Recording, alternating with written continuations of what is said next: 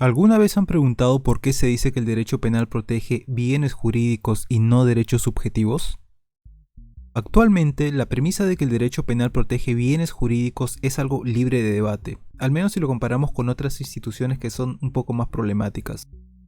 Sin embargo, esta concepción no ha sido siempre así, pues el concepto de bien jurídico ha pasado por distintos momentos de evolución, de los cuales cabe destacar principalmente dos debates que se dieron en la doctrina.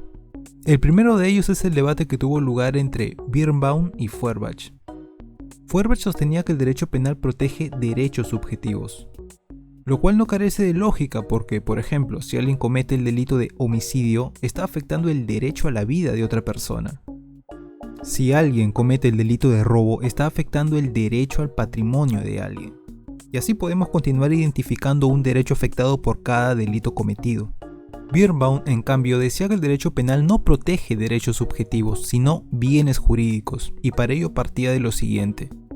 El hecho de que a una persona se le prive de un objeto no disminuye ni suprime su derecho sobre este. Retornando al caso del robo, si a una persona le roban, por ejemplo, su celular, ello no merma en nada su derecho que abstractamente tiene sobre ese celular, sino que lo que se ha afectado es el objeto que representa ese derecho de propiedad que tiene. Queda claro que este primer debate lo ganó Birnbaum. El segundo debate lo protagonizaron Binding y von List. El primero de ellos sostenía una tesis formalista, decía que el bien jurídico era creado por el derecho, es decir, es el legislador quien elige aquellos objetos que van a ser protegidos y mediante la positivización en la ley concreta dicha protección. Claro, esto tenía un problema gravísimo, porque implica que no hay límites para que el legislador decida qué delitos crear, pues estos dependen enteramente de su voluntad. Por otro lado, von List planteaba una tesis sociológica. Para él, no era el legislador quien determinaba qué bienes deben ser objeto de protección, sino la realidad social.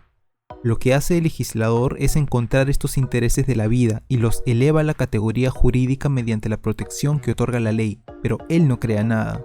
El problema de ello es que no llegó a determinar con exactitud qué debemos entender por interés de la vida, con lo cual no se dio un desarrollo pleno a su programa.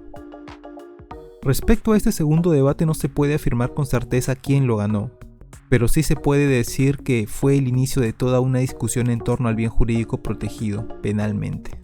Posteriormente nacieron muchas teorías, desde las kantianas que tomaban como base la filosofía de Immanuel Kant, y que tal como lo hizo von List, se remitían a una realidad externa del derecho positivo para poder identificar los bienes jurídicos. En este caso recurrían al mundo espiritual de los valores. Tenemos también los planteamientos irracionales del derecho penal, vinculados al nacionalsocialismo alemán, para quienes el delito era una lesión a la fidelidad al sentimiento del pueblo alemán.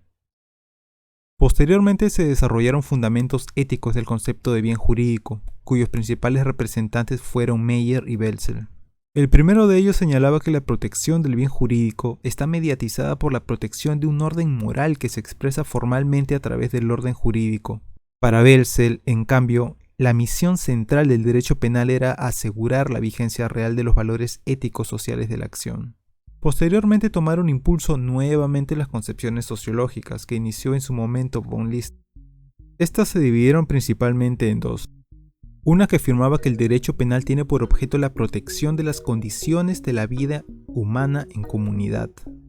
Por lo tanto, la creación de todo bien jurídico necesariamente importa que nos remitamos al sistema social. El problema de ello es que se centraron demasiado en la sociedad, dejando incluso de lado al individuo, al punto que se quedaron solamente con el concepto de dañosidad social. Una segunda variante de esta teoría tomó en cuenta tanto a la sociedad como al individuo. Se protegen las condiciones sociales, pero esto se hace solamente porque éstas sirven de desarrollo a las personas individuales. Actualmente tenemos tres líneas de argumentación bastante claras respecto al origen de los bienes jurídicos. Por un lado tenemos las tesis constitucionalistas, que en el caso peruano el Tribunal Constitucional las ha respaldado. Una tesis constitucionalista estricta nos dice que es la propia Constitución la que debe reconocer, implícita o explícitamente, estos bienes jurídicos, que posteriormente van a ser objeto de protección de la ley penal. En cambio, las tesis constitucionalistas amplias no requieren este reconocimiento, sino que basta que los bienes jurídicos se desprendan del modelo del Estado constitucional reconocido en la Constitución. Como segunda línea de argumentación tenemos las líneas materiales, que parten del sistema político socialmente asumido.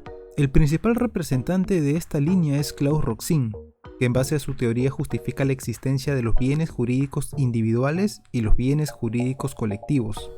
Los primeros se justifican por la libertad que tiene toda persona en un Estado liberal, y los segundos se justifican por la capacidad funcional del sistema social.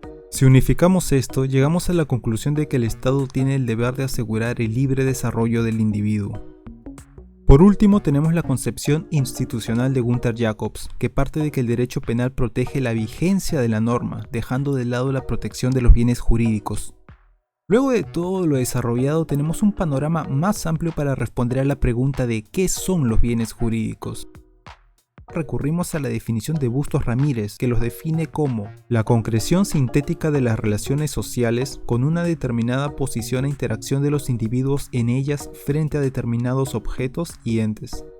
Esta definición tiene un importante componente sociológico, sin dejar de lado al individuo, quien es la clave para determinar cuáles son los objetos u entes dignos de protección penal.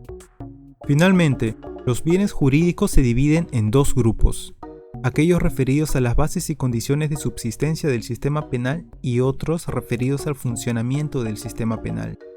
Los primeros pueden ser microsociales y su núcleo está dado por la relación entre una persona con otra. Son los llamados bienes jurídicos individuales, como la vida, la salud, el honor, entre otros. Por otro lado, los bienes jurídicos referidos al funcionamiento del sistema penal son aquellos que aseguran materialmente a las bases y condiciones del sistema. Estos se dividen a su vez en tres grupos: los bienes jurídicos colectivos, que satisfacen necesidades de carácter social. Entre ellos se encuentran el medio ambiente, la calidad de consumo o la libre competencia. Los bienes jurídicos institucionales, que establecen vías o procedimientos para asegurar los bienes jurídicos personales, como sucede con aquellos delitos contra la administración de justicia, contra la fe pública o la seguridad del tráfico. Y por último tenemos los bienes jurídicos de control, vinculados a la organización del aparato estatal para que el Estado pueda cumplir con sus funciones. Es por ello que se tipifican los delitos contra la autoridad o contra la seguridad de la República.